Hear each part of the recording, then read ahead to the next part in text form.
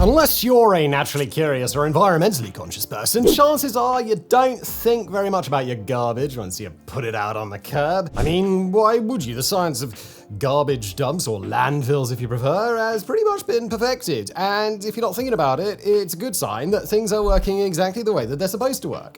You probably think about it a lot more after a bit of dysentery or bubonic plague, of course, but that these problems aren't occupying your mind on a daily basis as they once would have is testimony to just how effective modern sanitation is. Virtually all countries have adopted sanitation regulations, and to varying degrees, depending on where you're talking about, refuse disposal services operate according to these rules. Guidelines specify how refuse is to be collected, how environmentally friendly refuse disposal should occur, the acceptable conditions at landfills, as well as plans for landfills well into the future.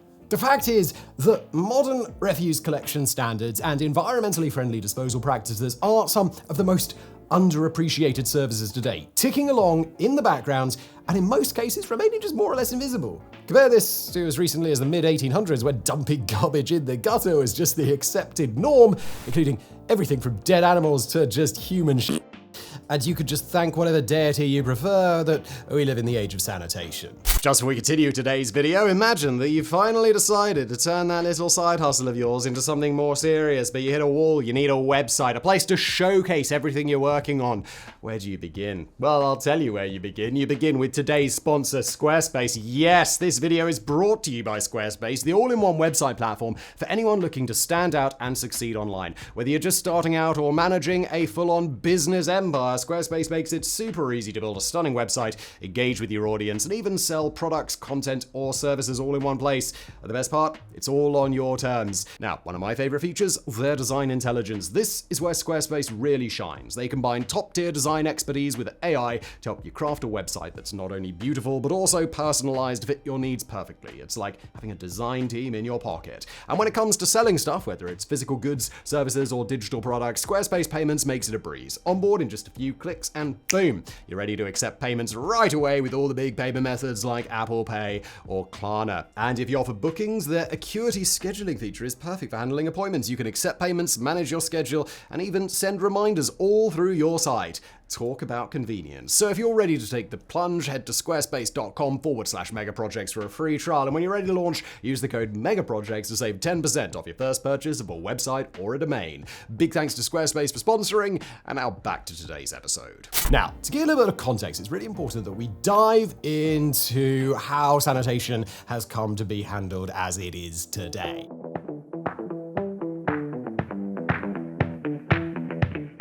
First and foremost, public sanitation standards are a shockingly new addition to society. Now, yes, there is a reference to the banning of throwing garbage in the street from about 5,000 years ago in Crete, and in Athens about 2,500 years ago, a regulation was passed decreeing that garbage had to be transported outside of city limits. But these rare early mentions do not represent the global standard at all. And the rather disturbing truth is that waste disposal didn't start to become a widespread focus until around the 15th century, or at least it was around the 15th century that the population density of major metropolitan areas began to spike dramatically, and the sanitation got so bad that people were like, yo, you gotta fix this.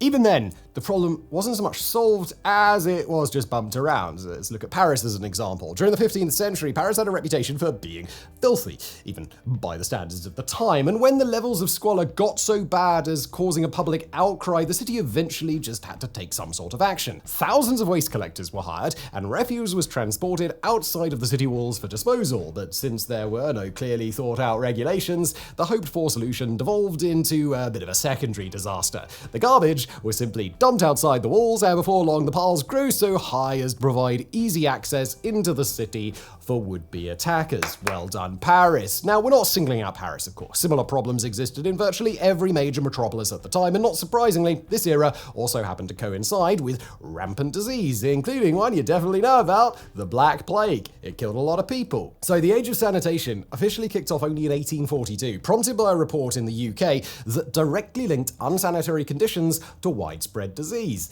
Who would have thought? But this report was a breakthrough, and although really just confirming what had long been suspected, the report came from official sources, and it was enough to jumpstart governments into taking serious sanitation action. However, it certainly wasn't a case of the problem being solved overnight. On the contrary, It was a very, very long and complicated process for sanitation to get into even upper class neighborhoods, and then even longer for it to spread out across the rest of cities. Sewers and water treatment facilities were the primary focus, while refuse disposal remained a secondary priority for decades. Lacking any concrete regulations, the general approach to disposal was an out of sight, out of mind mentality, meaning that refuse was simply piled where it wouldn't be seen without too much thought given to environmental impact. The position of landfills was also completely uncontrolled, and it wasn't uncommon for a dump to be located just a mile outside of the city limits. Refuse was simply piled as high as possible before they'd move on to a new location, and in some cases, it was just burned. Thankfully, it didn't take long before a connection was made between the toxic fumes wafting into cities and a new wave of serious respiratory ailments. Again, it's obvious in retrospect, isn't it? Meanwhile, in places like New York City, refuse was often just dumped into waterways or just directly into the ocean, a norm that lasted until it was fully outlawed in the mid-1900s. Sanitation regulations were, of course, eventually introduced to every city in the world, though this occurred across different timelines, and in general, although progress was made and sanitation did increase substantially, it wasn't until around the 1960s and 70s that the regulations that we live under today were firmly put in place. As far as landfills are concerned, modern layout that we use today was actually researched and sometimes put into practice since the early 1900s, but due to the costs and efforts involved, modern landfill compositions didn't become standard until laws forced garbage disposal companies to get on board with them. And speaking of modern landfill standards, let's get into the globally accepted standard by which a landfill must operate.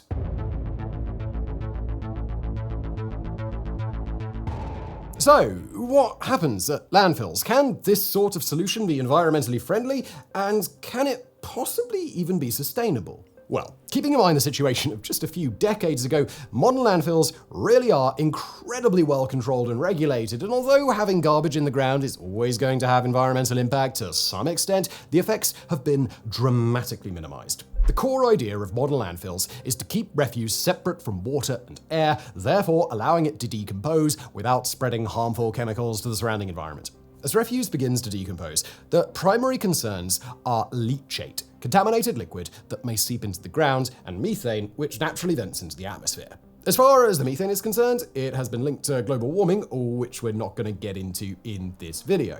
For now, we're only going to acknowledge that the methane created in landfills is monitored to ensure that the venting process occurs normally and there's no dangerous buildup. Methane can actually also be harvested and might even be fairly lucrative, which we'll get into a little bit later. But for now, let's focus on the immediate environmental threat, and that's that leachate. To prevent leachate contaminating the surrounding soil, and by extension leaking into the groundwater, each landfill is contained with a layer of plastic lining and an additional layer of compressed clay.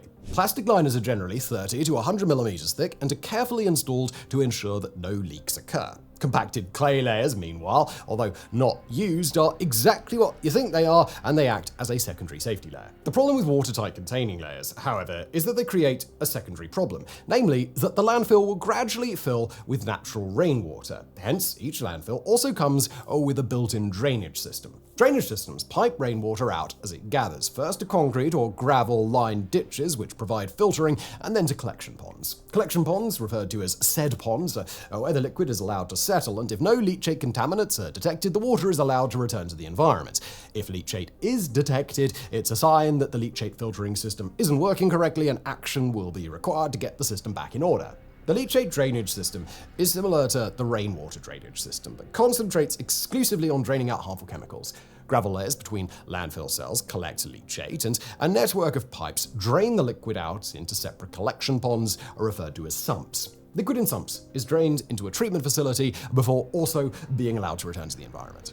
Now, ensuring that harmful chemicals are contained is obviously a primary concern, hence why each landfill is required to have a set of mandatory monitoring wells. Wells are sunk on either side of a landfill, uphill and downhill, providing a means for testing groundwater prior to it moving beneath the landfill. And once it's passed beneath the landfill, the quality of water from each well is compared, thus giving a good indication of whether any contaminants are seeping through the containment layers. But what about the refuse itself? Solid waste disposal to landfills is first compacted by specialized machinery, after which it's arranged in landfill in so-called cells. Cells themselves may be arranged according to the type of refuse, but generally speaking, they're arranged in a layered grid, with each layer separated by various drainage and filtration systems that we already mentioned. Once a layer is complete, it will again be heavily compacted before being covered with a final layer of soil. The pattern is repeated until the landfill reaches capacity, with enormous effort going into making the most of available space.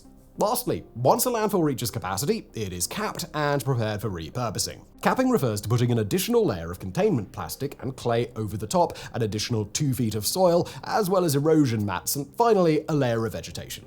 Carefully selected, low root penetration vegetation, along with the specialized mats, helps to prevent erosion. Once capping is complete, the landfill is monitored for an additional 30 years, though work generally starts on converting the space immediately. In most cases, landfills are converted into parks or sometimes golf courses, with a perfect example being the now picturesque, ineloquently named Mount Trashmore in Virginia Beach. In the case of Mount Trashmore, the developers clearly leaned into the area's reputation as a previous landfill, essentially inviting visitors to see for themselves how serene and beautiful the location is today. The primary draw of Mount Trashmore is an 18-meter, 60-foot tall by 243-meter, that's 800-foot long man-made mountain created using compacted refuse. The entire area is 165 acres, including 2 lakes, a vast playground, skate parks, and mountain hiking trails. So, I guess this means that landfills really are a sustainable solution, and we've got nothing to worry about. Video over, have a great day. But of course, it's not that simple. So, let's move on to the question of whether they are actually sustainable.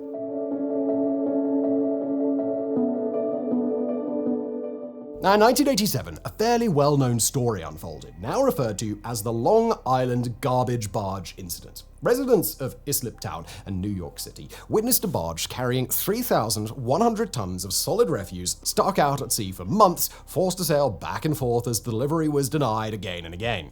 It seems that landfill space on Long Island was rapidly dwindling, and so a deal had been struck for the garbage to instead be transported to North Carolina. However, once North Carolina residents got wind of the plan, they weren't exactly very pleased about this, and so the barge was turned away at the last minute. In desperation, the trash shipment was rerouted to Louisiana, Texas, Florida, Mexico, and Cuba, each of which also refused to let the barge dock. Mexico and Cuba allegedly even threatened to sink the barge with artillery should it approach, so anxious were they not to have the garbage anywhere near their shores. The barge was eventually accepted in Brooklyn, where the refuse was incinerated and the ashes buried. Now, that story is remembered as something of a whimsical joke today, but it certainly does also raise more than a few questions. If landfill space was already so scarce in 1987, isn't it a sign that a serious problem was already brewing even back then? In fact, where does the refuse in that region go today if there was such a drastic lack of space more than 2 decades ago? You've perhaps even heard that the world is projected to run out of landfill space in the next 10 years or something along those lines, which must mean that humanity is already on the edge of catastrophe. Now, we are, of course, not making light of environmental concerns, but if you stop and think about it for even a moment, you'll quickly realize that clickbait claiming landfill space will run out anytime soon is purposefully taking information completely out of context. There isn't, speaking in strictly practical terms, a shortage of space for landfills. There is, however, an escalating cost associated with creating new landfills, expanding existing landfills, transporting refuse to wherever landfills happen to be, monitoring old landfills, and transforming capped landfills into usable space. For a quick bit of perspective, it can cost tens of millions or even hundreds of millions to convert a capped landfill into a park, and the return on that investment isn't exactly scintillating. As far as running out of space goes, the truth is that cities generally operate on a 15 to 20 year buffer, meaning that the space currently available will last for roughly that period before the situation starts to get critical. What this means, in turn, is that there is always around a 10 to 15 year period to organize new landfills and prepare them for future use. Now, let's get back to the Long Island trash barge story for a moment. At the time the Long Island barge was stuck out at sea, roughly 80% of all refuse in the area ended up in landfills. 13% was dumped in alternative locations, 6% was incinerated, and just 1% was recycled. Today, in that same region, 50% is incinerated, 35% is recycled, and just 15 to 20% is put into landfills. So, does this mean that progress is being made and the situation has been brought under control? Again, Not really that simple. Relatively new initiatives have been adopted in various regions, and with a surface glance, it does seem that rapid strides are being made in sustainability. However, these sustainability efforts themselves have been the source of much debate, recycling in particular. Critics refer to recycling as a zero-sum game, meaning that the amount of energy, effort, and cost required to recycle more or less equals the environmental harm of the recyclable item itself. We won't be going into that controversy in this particular video, but let's just say, as with most globe-spanning issues of this nature, it's all much more complicated than it first seems. As for other sustainability initiatives, there is gas to energy and waste to energy. Gas to energy refers to collecting naturally occurring methane from landfills, treating it and converting it into energy. The practice can be rather profitable, with it being estimated that gas harvesters can potentially make around $12 million annually for 3 straight decades. Waste to energy, meanwhile, refers to the process whereby a refuse is incinerated, the heat generated used to create steam, and the steam generates electricity. There are, however, once again, criticisms with these initiatives. Gas to energy is non-renewable and requires expensive infrastructure, while waste to energy allegedly creates air pollutants that outweigh any positive energy gains. Now, to be clear, we aren't arguing in favor or against either. The point we're trying to make is that true sustainability is not simple, and that existing solutions perhaps need more refinement before being widely accepted. So, let's then go back to the original question. Are landfills sustainable? There's no doubt that the world generates over 2 billion tons of refuse annually, and that the overall number is expected to increase by 70% by 2050. Taking that into account, as well as the exponential increase in costs, and that capped landfills aren't intended to be reused, it logically seems like certain, more densely populated regions are going to be running out at some point in the future, be these problems related to cost, logistics, or both. But in reality, those impacted regions will likely be handling the problem on a local scale rather than a global one, so it also seems like we won't be seeing any sweeping, transformative changes that suddenly eliminate the challenges of refuse anytime soon. With that being said, if you step out your front door and don't find yourself ankle-deep in dead horses and human waste, you'll probably agree that humanity has made enormous strides as far as sanitation standards are concerned, and in a remarkably short period of time at that.